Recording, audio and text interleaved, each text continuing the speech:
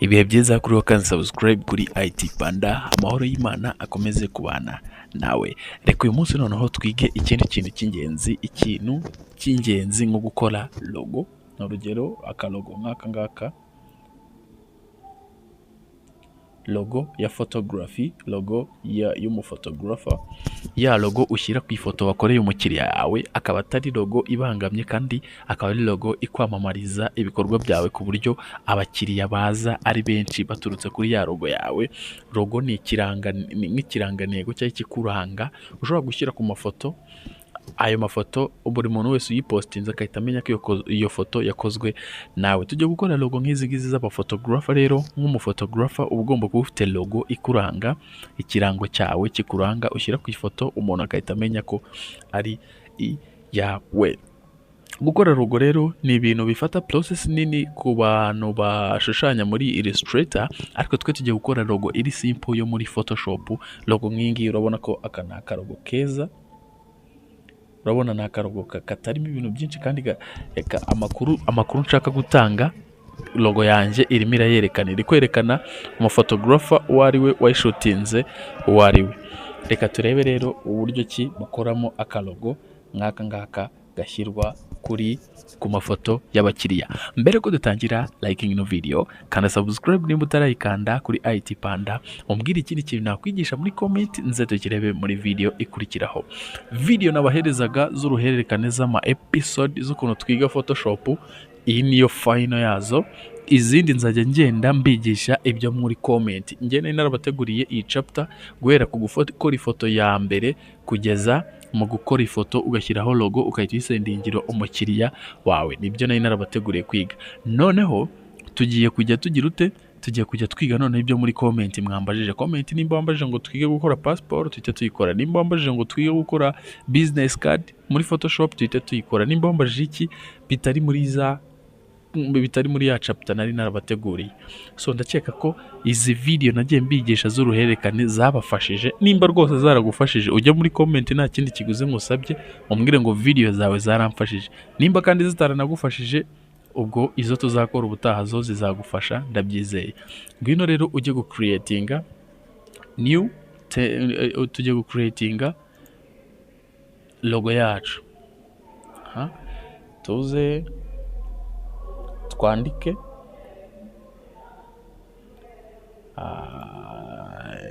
ibi byose twagiye tubirebamo. Tool yo kwandika ni text twagiye tubirebaho, akankiriyetinze twarebyeho, impamvu tugacreatinga kuriya template byose twarabirebye.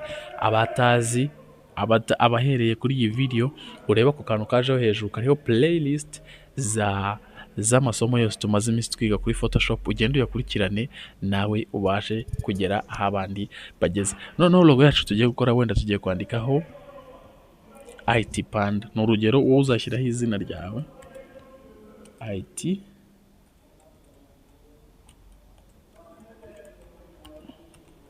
Panda, nurangiza tukazane tugaterure. Iyi ni move tool niyo dukoresheje, tugaterure wenda tugashyire hano. Tuhita twongera dukoremo copy. Kugakoramo copy turakanda Ctrl plus Alt, tuhita tujya kuri move tool tukamanure hasi, kahita kavamo copy ebyiri.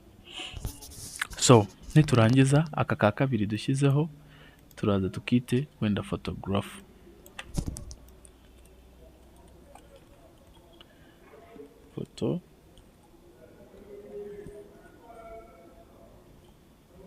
Photographer IT Panda photographer, nimba nabyanditse nabi.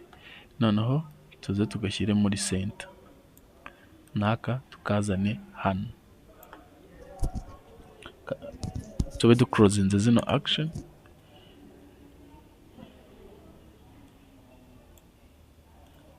Twaranginge muri center.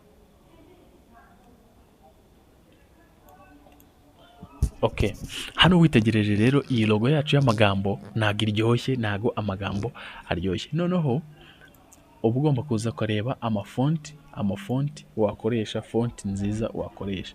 Njyewe fonti nkoresha ntago ari fonti za hano muri Photoshop, nkoresha fonti za online nizo fonti mbona zibinkorera neza. Izo fonti nzikura hehe rero? Ndaza nkajya kuri Google Chrome, ibintu byose nzagenda mbibereka ku buryo tuzaba dufite ubumenyi bungana.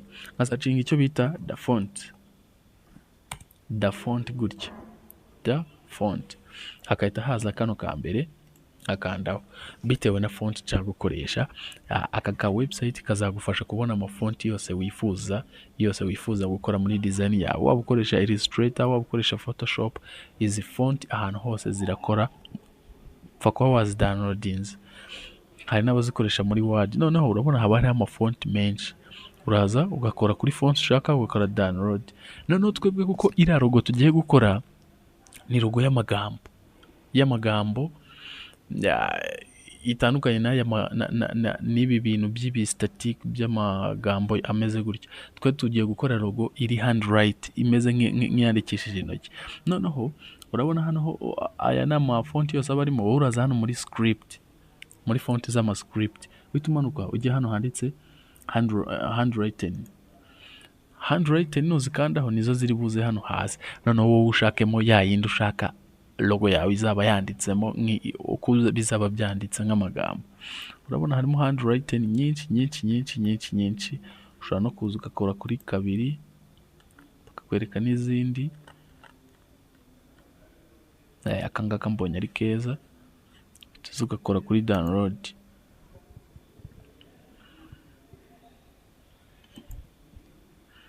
Urayidownloadinga ikabanza ikidownloadinga. Tugakomeza tukareba.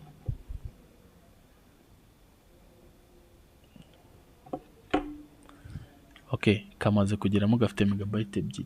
Tukaza hano kuri 3 turareba udu handwriting twinshi.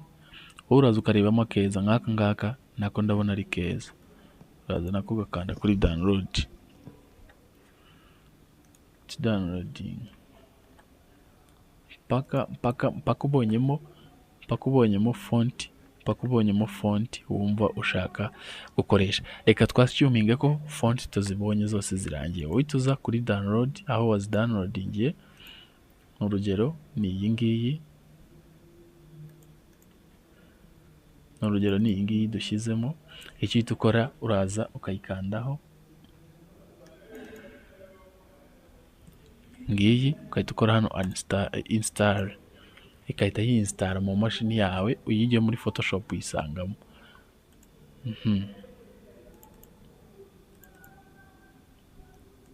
Ukora install, ukayinstalinga.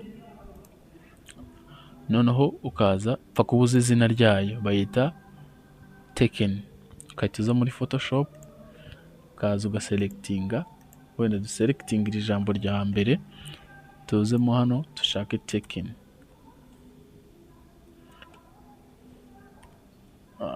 Taken.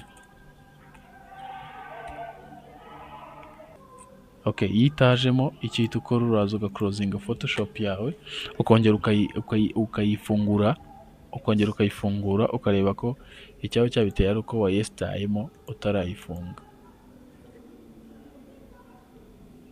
Closing Photoshop. Okay, noneho ngaho ngwino aho wadownloadingiye za font zawe, ubanza uzesitaremo zose. Iyi ya mbere twayishyizemo, dore hari n'izindi zirimo aha ngaha. Duhere wenda nko kuri iyi ngiyi, tuzi nayo tuyesitare. Zose tugiye kuzesitara Photoshop ifunze. Nabonye Photoshop, sinzi nimba ari Photoshop yanjye, nabonye hari ikindi kintu ngiye gushyiramo binsaba kubanza kuyifunga kugira ngo nyifungure nsanga cyagezemo.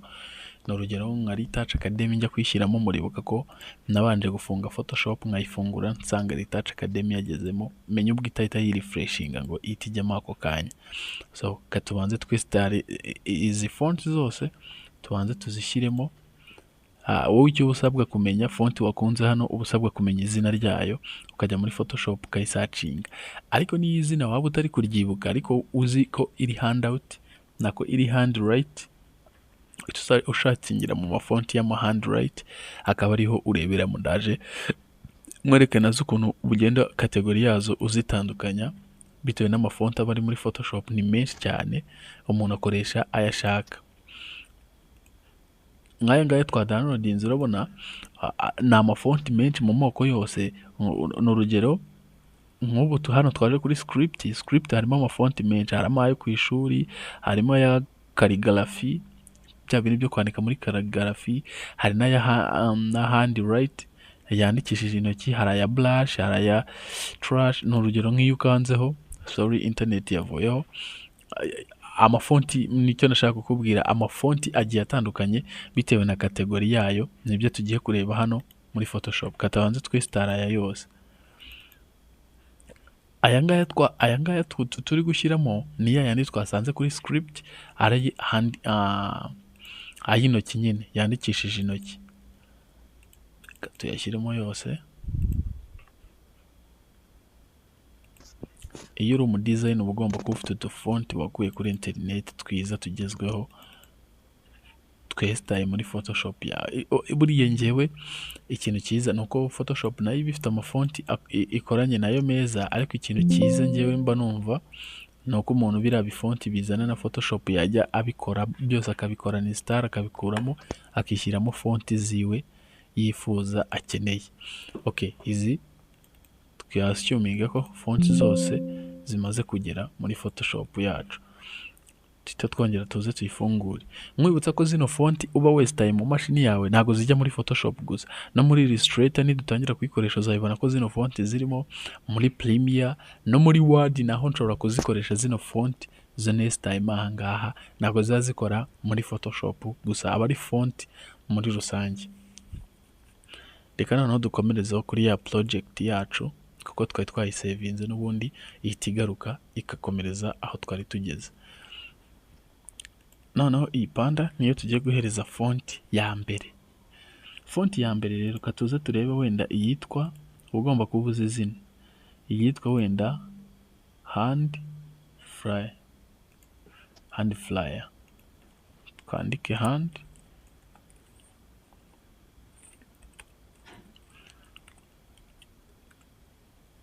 dore ngiyi hano hand.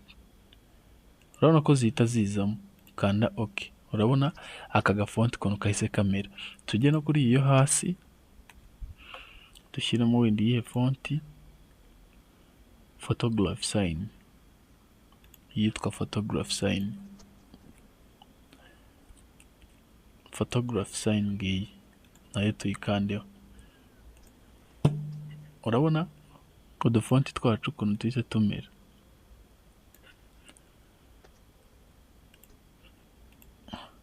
So noneho izi fonti utazi izina rya fonti ushaka gukoresha, ushobora kuza fonti ni urugero waribagiwe uko yitwa, ushobora kuzamo aha ngaha ukakanda kuri aka kantu, zihita zifunguka. Fonti zose ziri muri Photoshop yawe zose zirafunguka. Izi ni iz'ama default zikoranye na Photoshop. Noneho hano hirya hari ahanditse all classes, ni amafonti yose mu maklasi yose. Hari aya noneho wowe iyo ushaka nimba ari izo ku mascript, iyo ukanzeho barazikuzanira zose muri rusange. Nimba ushaka handwritten urazikandaho bagahita bakwereka zimwe tumaze kwesitaramo z'intoki zandikishijwe n'intoki, ukaza ugahita ucuzingamo iyo waba wifuza. Noneho logo yawe kiba gisigaye aha ngaha no ku yarenjinga, ukagenda uyisayizinga uko ubishaka. Urugero nidukanda Ctrl+T, tugiye kuyarenjinga iyi logo yacu, tugiye kuyarenjinga noneho ku buryo izajya ku ifoto bidahekeranye nk'uko nguko. Kamwe ari gato akandi ari kanini. Wenda tuze tuyirisayizinge ijye nk'aha ngaha cyangwa ijyemo hagati, panda ariyo iba nini. Urugero logo yacu imeze gutya.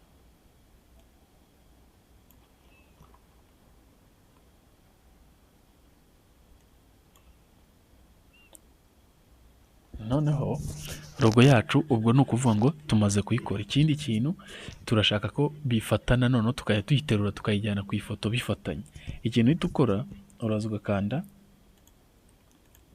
ukaziselectinga ukanda Ctrl+I ukabigira layer imwe, Ctrl+E cyangwa E mu kinyarwanda bikaba layer imwe. Ubu ngubu ushobora kuyiterurira icyarimwe. Noneho urabona haracyariho background kandi dushaka kujya tuyitanga iri transparent itazanye n'iyi background y'umweru. Icyo ukora rero iyo ugiye ku exporting uza hano muri exporters. Iyo ugiye muri exporters ushobora kuba exportinga iri PNG. Iyo iri PNG iza nta background y'umweru iriho. Iyo igize GPG iza ifiteho background. Noneho ushobora kuba ino logo ugiye kwishyira ahantu h'umukara kandi nayo urabona ko isa umukara. Icyo uhita ukora rero uraza ukayihindurira color. Uza muri image, ukaza muri adjustment, ukajya muri hue na saturation. Warangiza nimba ugiye kwishyira ahantu h'umukara kandi nayo isa umukara, uraza ukahita uyigira umweru. Background uraza ukahita uyigira umweru. Ubu aha yabaye umweru. Ka background tuse nk'abayihindurira color. Background kuyihindurira color uraza ukayigira layer 0 ku buryo ushobora kuza ukahita uyihereza background. Okay, urabona logo yacu twayigize umweru. Tuyigize umweru, ahangaha tugiye kuyishyira ahantu h'umukara. Noneho muri cya gihe tugiye kwishyira ahantu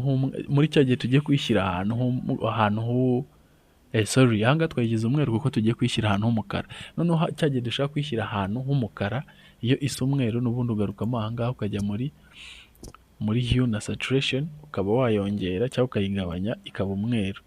Iyo uze hano mu mukara iba umukara, iyo ugiye mu mweru iba umweru. Nubwo buryo ki nayo uyihinduramo. Warangiza background ukahita uyideleting. Iyo deletinze background isigara iri transparent gutya ku buryo ushobora kuyiterura ukayijyana ku ifoto, ukaba wayishyira ku yindi foto, ukadushyiramo ifoto ukayita uyishyira ku yindi foto bitagoranye, ari ibintu byoroshye cyane. Tujye kuri download wenda dushyiremo iyi foto, hanyuma tuzane logo yacu tuyiterekeho. Logo yawe tukana kuri move tool,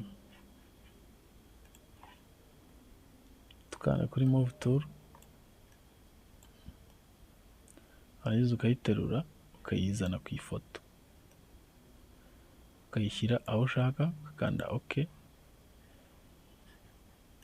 Urabona ko ifoto ihita ijyaho, logo ihita ijyaho igaragara. Ukagerageza noneho kuyigira ntoya nibangamira ifoto cyane.